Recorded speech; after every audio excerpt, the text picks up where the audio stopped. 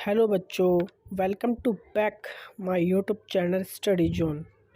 आज बात करेंगे फोर्थ सेमेस्टर बीए प्रोग्राम में हिस्ट्री यूनिट 1 के बारे में। चैप्टर का नाम या यूनिट का नाम है आपका 18वीं शताब्दी की सामाजिक स्थिति के बारे में अध्ययन। ठीक है, इसके बारे में हम जानने की कोशिश करेंगे। पहले हम जान लेते हैं कि भारत काल खंड के बारे में। देखो, भारत काल को 3 तरह से बांट दिया गया: प्राचीन काल, मध्य काल और आधुनिक काल। ठीक है, और हम एक और काल को पढ़ते हैं, स्वतंत्र समरूप, जब से हमारा संविधान की नींव डली थी। ठीक है, तो ये बात की बात है, मैं बाद में बताऊंगा। लेकिन देखो, मैं क्यों बता रहा हूँ ये, क्योंकि इसमें तीनों में धार्मिक और सामाजिक सुधार आंदोलन चले थे। ठीक है, तीनों काल में सामाजिक धार्मिक आंदोलन चले थे। जब जब भारत पर एक कुरीतियाँ या धर्म पर कुरीति आई है ना, और जब भी बुराई आई है तो उसको समाप्त करने के लिए कुछ विद्वानों ने अपना प्रमुख योगदान दिया है। ठीक है, कुछ आंदोलन भी चलाए गए हैं। आंदोलन तीनों में है, तीनों में मैं आपको आंदोलन समझाऊंगा। ठीक है, इस सामाजिक स्थिति के बाद आपको पढ़ना क्या होगा। देखो, प्राचीन काल आपने कब पढ़ा था? फर्स्ट सेमेस्टर में। सेकंड सेमेस्टर में आपने पढ़ा था क्या? सेमेस्टर में आपने पढ़ा था प्राचीन काल, और सेकंड सेमेस्टर में भी हमने प्राचीन काल पढ़ा था। तो जो आपका थर्ड सेमेस्टर था उसमें आपने पढ़ा था मध्यकाल, और मध्यकाल पढ़ा था आपने। अब आप पढ़ोगे फोर्थ सेमेस्टर में आधुनिक काल के बारे में। देखो, मध्यकाल जहाँ ख़त्म होता है वहीं पर आधुनिक काल स्टार्ट होता है। आधुनिक काल कब से स्टार्ट होता है? तो आधुनिक काल स्टार्ट होता है औरंगजेब की मृत्यु के बाद। ठीक है, ये दोनों समकालीन है, मध्यकाल और आधुनिक काल कहें तो दोनों समकालीन होते हैं। लेकिन धीरे धीरे जब मुगलों का पतन होने लगता है, उत्तर मुगल काल स्टार्ट हो जाता है। जो उत्तर मुगल काल के शासक थे या बादशाह थे, वो इतने योग्य नहीं थे, उनकी सत्ता कमज़ोर हो गई थी। ठीक है, जैसे कि बहादुर शाह जफ़र, जब क्रांति होती है, जब उनके पास जाते हैं तो इतने वो योग्य शासक नहीं थे। ठीक है, देखो बात करते भी आगे। तो हम बात करेंगे 18वीं शताब्दी के समरूप। देखो, 18वीं शताब्दी की हमें सामाजिक स्थिति के बारे में पढ़ना है। पहले हमें ये तो पता लगा लिया, हम उसमें सामाजिक स्थिति तो पढ़ना ही पढ़ना है हमें। शासन किसका चल रहा था, है ना, क्या क्या प्रॉब्लम थी वहाँ पर, है ना, सामाजिक स्थिति कैसी थी। ठीक है, तो 1700 से हम 1950 तक की स्थिति के बारे में जानने की कोशिश करेंगे। ये नहीं कि जाति जो ये वर्ण व्यवस्था थी ये आधुनिक काल से है, यहाँ ये प्राचीन काल से ही प्रचलित थी। महिलाओं की स्थिति प्राचीन काल से स्थिति थी। प्रतिशतात्मकता ये भी प्राचीन काल से थी। ठीक है, हम इन तीनों के बारे में अध्ययन करते हैं। सामाजिक स्थिति की जब जब बात आती है, इन तीनों का जिक्र हर बार किया जाता है। ठीक है, ये प्रमुख सामाजिक क्या बन गई है, ये आंदोलन बन गया है। ठीक है, और कई विद्वानों ने अपना योगदान भी दिया है। तो प्राचीन काल और मध्यकाल और आधुनिक काल में तीनों में धार्मिक सुधार आंदोलन या धार्मिक सामाजिक सुधार आंदोलन चले। प्राचीन काल की बात करें तो महात्मा बुद्ध जी, महावीर जी ने अपना योगदान दिया। मध्यकाल की बात करें, भक्ति सूफी आंदोलन जैसे नानक, कबीर, इन सब ने अपना योगदान दिया। आधुनिक काल की बात करें तो राजा राम मोहन राय, ठीक है, दयानंद सरस्वती, स्वामी विवेकानंद जैसे विद्वानों का योगदान रहा। देखो, सामाजिक धार्मिक आंदोलन क्यों करा जाता है, मैं बताता हूँ आपको। जब समाज में कुरीतियाँ आती है, समाज की अवस्था, विश्वास, धर्म, उसको तोड़ने के लिए कुछ धार्मिक सुधार होते हैं। ठीक है, जैसे किसी पे एक दूसरे पे किसी को विश्वास नहीं रहा, कुरीति आ गई। ठीक है, जैसे सती प्रथा है ना, इन सब को मतलब अपने आपके समाज में जो आपके धर्म में कुरीतियाँ आ गई तो उनको सुधारने के लिए कुछ विचारक अपना योगदान देते हैं, और कुछ सफल भी होते हैं तो कुछ असफल भी होते हैं। ठीक है, अब बात करते हैं हम 18वीं शताब्दी के समरूप 1700 से 1950 के स्थिति के बारे में बात करेंगे। शासन किसका चल रहा है उसके बारे में बात करेंगे। आज़ाद की क्या चुनौती थी उसके बारे में बात करेंगे। अन्य समस्याओं के बारे में भी हम बात करेंगे। ठीक है, चलिए आगे चलते हैं।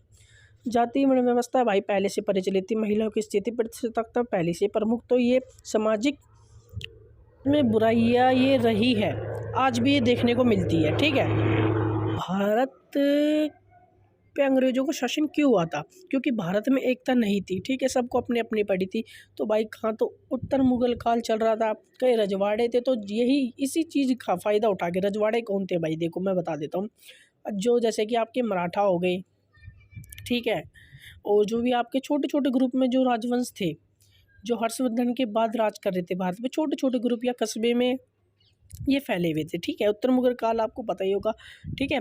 और अंग्रेज़ों अंग्रेज़ों का भी इस टाइम शासन चल रहा था, ईस्ट इंडिया कंपनी आपको याद होगा, ठीक है। 3 तरह से शासन चल रहा था भारत पे। अब आज़ाद भारत की आर्थिक व्यवस्था थी, आर्थिक व्यवस्था, राजनीतिक व्यवस्था और सामाजिक स्थिति, ये सब तीनों डामाडोल हो गई थी, क्योंकि कच्चा संसाधन हमारे बाहर से ले जाते थे अंग्रेज़, ठीक है, और अपनी मनमानी करते थे।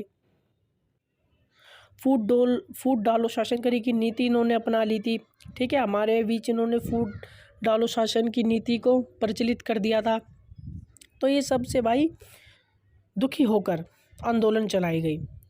तो भाई कुछ विद्वानों ने अपना योगदान दिया, ठीक है। अब देखो पहले भी क्रांति हुई थी इन चीज़ों में कि अंग्रेज़ों से मुक्ति मिलेगी, है ना, ईस्ट इंडिया कंपनी से अंग्रेज़ों से हमें मुक्ति मिलेगी। कई कई आंदोलन चलाए गए, जैसे मंगल पांडे का आंदोलन आपको याद होगा, 1857 का विद्रोह या क्रांति आपको याद होगी, लेकिन वो असफल रहे, ठीक है।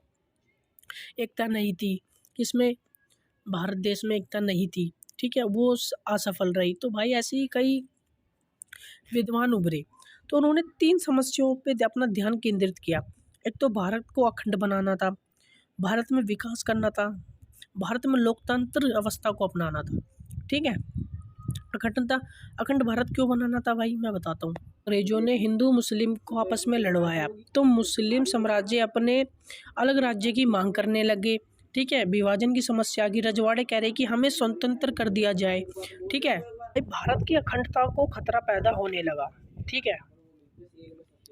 तो ऐसे में ही पटेल जी की भूमिकाओं को हम याद करते हैं, कैसे उन्होंने रजवाड़ों को विलय करा। तो 4 रजवाड़े नहीं मान रहे थे, लेकिन वो बाद में मान गए थे। पहला था हैदराबाद, मणिपुर और जूनागढ़, और एक का नाम मुझे याद नहीं आ रहा, ठीक है। तो भाई भारत की अखंडता पे सवाल उठने लगे। पहले भाई पाकिस्तान को अलग कर दिया गया था, बांग्लादेश को अलग कर दिया गया था, ठीक है, 2 टुकड़े पहले हो चुके थे। तो ऐसे में रजवाड़ों की समस्या उत्पन्न हो रही है। रजवाड़ों को अलग करते तो भारत का मैप कुछ और ही होता, ठीक है। तो ऐसे में पटेल जी की भूमिका, सरदार सरदार वल्लभ भाई पटेल जी की भूमिका सबसे प्रमुख मानी जाती है, ठीक है। तो इसलिए मैंने ये बताया अखंड देश बनाना था। भारत में विकास कैसे किया जाए, क्योंकि सारा कच्चा माल तो ले गए थे, भारत में कुछ नहीं बचा था, और भारत को लोकतंत्र देश बनाना था जिसमें जनता के फैसले आगे हो। भारत की स्थिति में अन्य और समस्या थी, जैसे अल्पसंख्यकों की, जनजाति, ठीक है, गुलामी, विभाजन, तो मैंने पहले बता दिया, छुआछूत थी, सामाजिक एकता नहीं थी, ये पहले मैंने आपको बता दिया, ठीक है। सामाजिक स्थिति में ही आता है। अब आगे चलते हैं।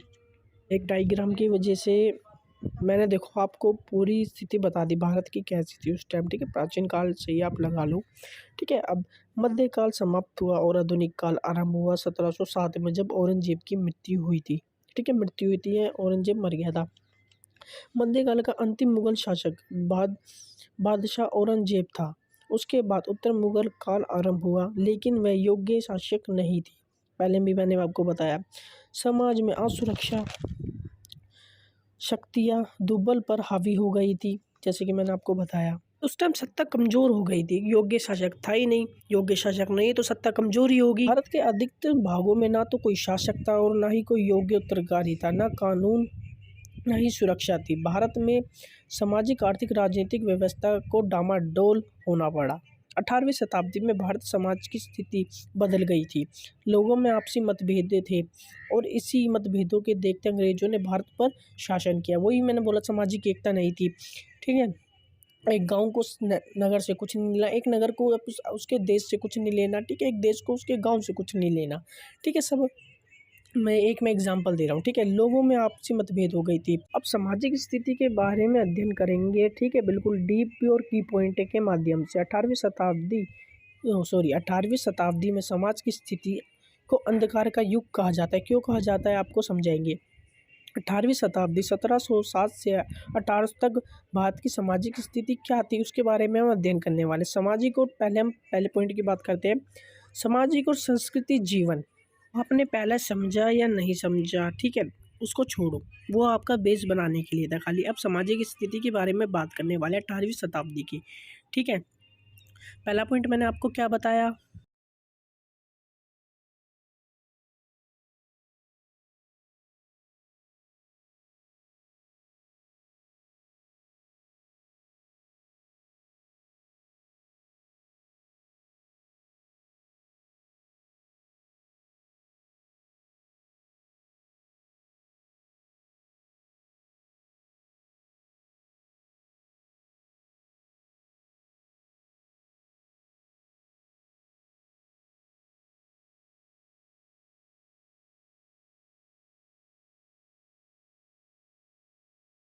सामाजिक और सांस्कृतिक जीवन के बारे में देखो, मैंने पहले बताया समाज में एकता नहीं थी, अलग अलग भाषा थी, क्षेत्र जाति भाषा के आधार पर सब विभाजन था।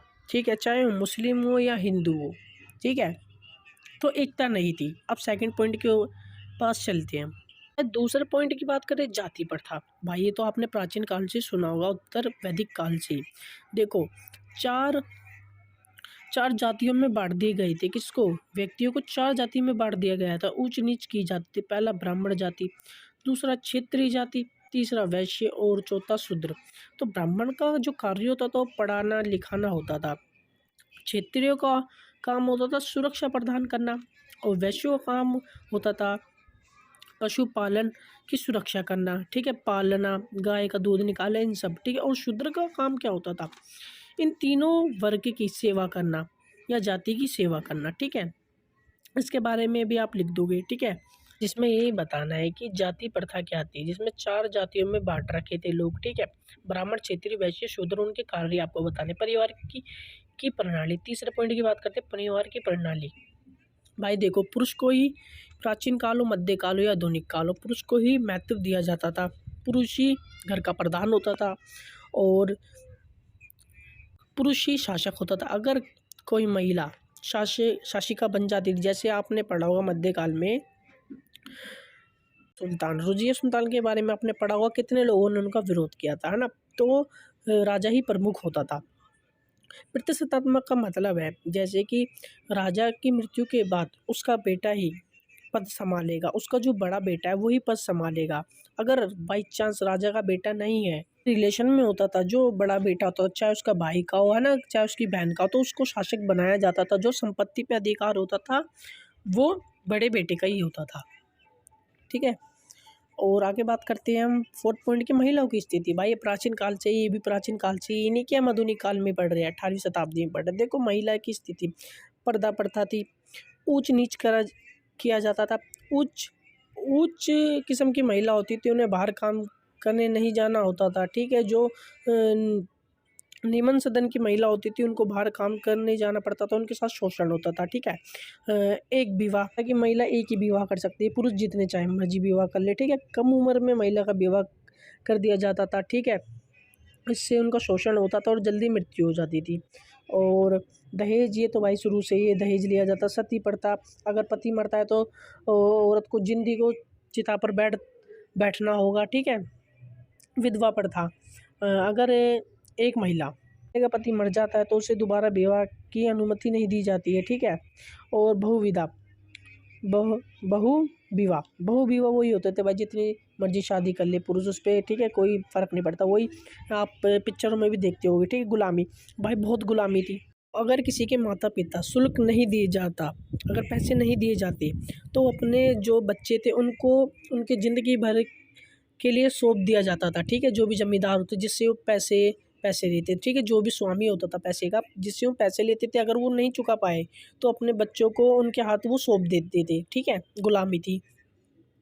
और बात करें, जो गुलाम महिला होती थी, है ना, जिसका पति नहीं है, उनने उसके पति ने उनसे उधार ले रखा है, तो वो अपने उनका कोई बच्चा भी नहीं है, तो उस जो पत्नी होती थी, राजपूतों के लिए घरेलू काम का भी कार्य क्या करा करती थी। ठीक है, अब आगे चलते हैं, हम आगे पॉइंट पर चलते हैं।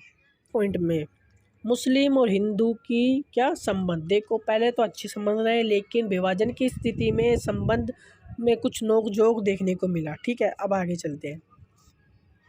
धार्मिक स्थिति, धर्म, भाषा, क्षेत्र में सब विभाजन हुआ था। देखो, धार्मिक स्थिति, कई सिख धर्म था, तो कई जैन, कई बुद्ध, कई सनातन धर्म, तो कई भाई ईसाई धर्म, है ना, धर्म परिवर्तन कराए जा रहे थे। वही सभी चीज़ें इसमें आपको बतानी है। कई मूर्ति पूजा हो रही थी, तो कई सगुण निर्गुण का बोलबाला था, है ना। इन चीज़ों में भी समाज उलझा हुआ था। ठीक है, छुआछात, चंडाल, जब आपने पढ़ा होगा, हम कौन से पॉइंट की बात कर रहे हैं जहाँ पर अस्पष्टता लिखा है चंडाल, इसका मतलब होता है छुआछात। ठीक है, जब पढ़ा होगा अपनी 11th क्लास में कि जो चंडाल होते थे, चंडालों का काम होता था मृत शरीर को जलाना। जब उनसे बहुत छुआछात की जाती थी और नीची जाति के लोग होते थे उनसे भी बहुत छुआछात की जाती थी। जब ऐसा माना जाता है चंडाल जब गाँव में आते हैं तो उन्हें लठ बजा के आना पड़ता है, ठीक है? लोग इनकी शक्ल देखना भी पसंद नहीं करते थे, ठीक है? समाज की एकता नहीं थी, वही तो मैंने बताया।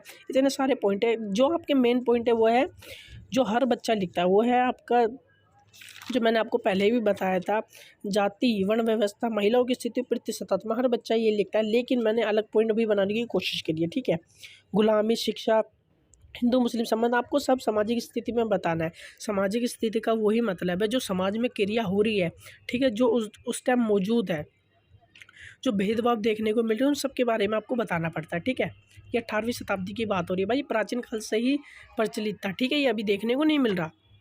ये चीज़ें हमें पता कहाँ से लगती है, स्रोत के बारे में जान लें तो ये स्रोत हम कहाँ से पता लगते हैं। देखो 18वीं शताब्दी में भारत देश में आए विदेशी यात्री और भारत के विद्वान लेखकों के ने भारत समाज की स्थिति का वर्णन किया है। उन्होंने क्या वर्णन करा, भारत की सामाजिक स्थिति को देखा परखा और अपने विचार क्या दिए।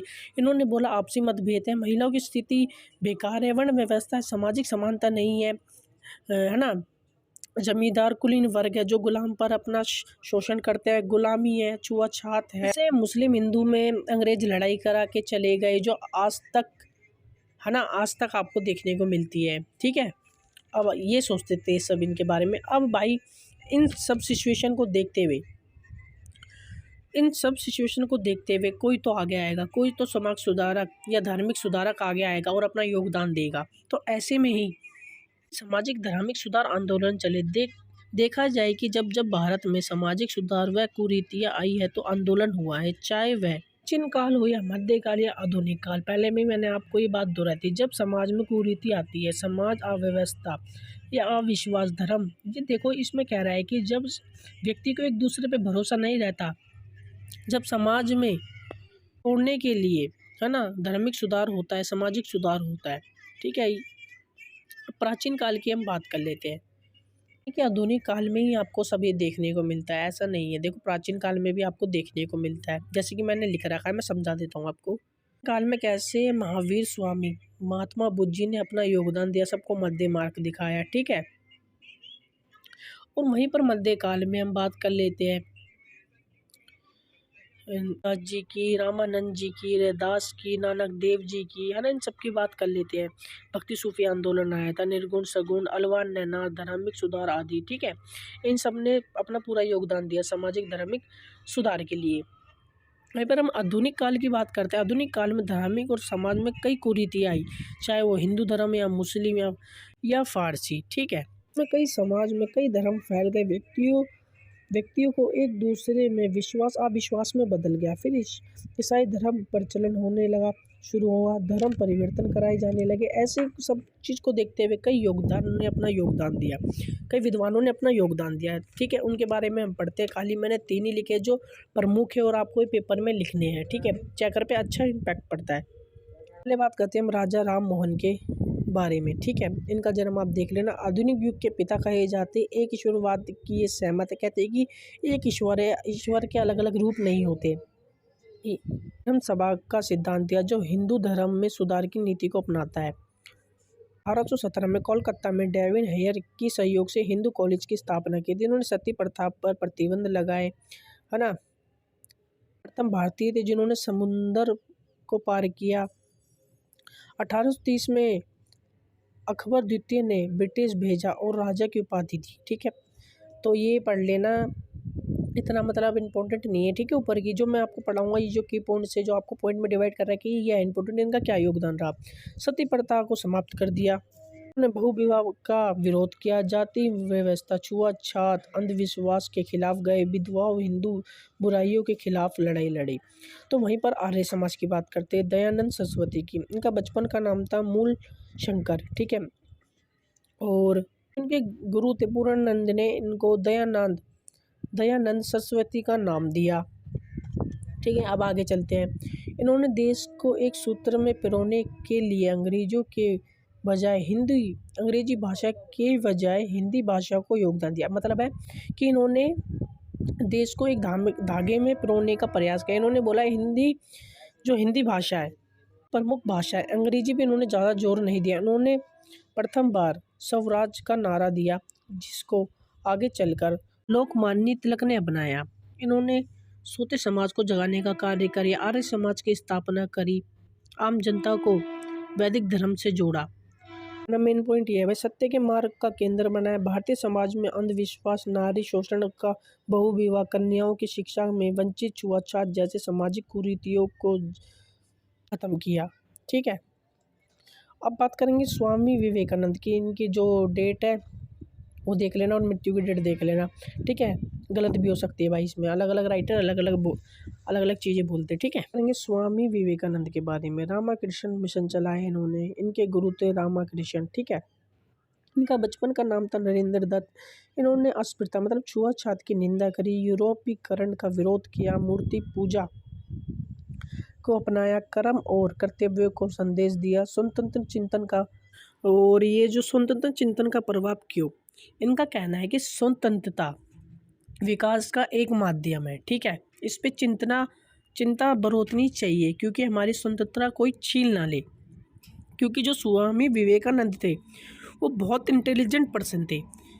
कहते हैं कि जो बुक होती थी वो 1 सेकंड या मिनट सेकंड में पढ़ दिया करते थे, है ना। कितनी मोटी बुक, और जहाँ से उनसे क्वेश्चन पूछा जाता था और एकदम वो करेक्ट आंसर देते थे। इतने इंटेलिजेंट पर्सन थे। ठीक है, जो हमारा जो चैप्टर है वो यहीं पर ख़त्म होता है। का यूट्यूब चैनल पे आपको ये कंटेंट नहीं मिलेगा। आपकी पहले जो बेसिक थीम्स है वो मैंने आपकी बनाई, है ना, बिल्कुल जीरो से आपको आगे लेकर गया। फिर मैंने इसके मेन पॉइंट बताए, उसको समझाने की कोशिश करी। और मैंने समाज सुधारक, देखो पेपर में जब आप लिखते हो तो इन चीज़ों से बहुत अच्छा चेकर पे इम्पैक्ट पड़ता है। जब स्वामी विवेकानंद का नाम आ जाए सामाजिक स्थिति के अंदर और धार्मिक स्थिति के अंदर, राजा राम मोहन राय का नाम आ जाए, दयानंद सरस्वती का नाम आ जाए, और कुछ है उनका नाम आ जाए, तो भाई इनका जो योगदान था वो बहुत तगड़ा योगदान था इन चीज़ों में। तो चेकर पे एकदम इम्पैक्ट पड़ता है कि बच्चे को नॉलेज है हर चीज़ की। ठीक है, उन्हें सामाजिक स्थिति के बारे में बता दिया कि स्थिति, महिला की स्थिति ऐसी थी, पर्दा प्रथा थी, है ना, विधवा प्रथा ये थी, सती प्रथा ये थी। और फिर आपने जाति प्रथा के बारे में बता दिया, है ना, वर्ण व्यवस्था के बारे में बता दिया, सब चीज़ों के बारे में आपने बता दिया। फिर आप बताओ कि सामाजिक सुधारक में इनका क्या योगदान था, और इनके नाम बताने, और इनका जन्म कब हुआ, है ना, इन चीज़ों के बारे में आपको बताना होता है।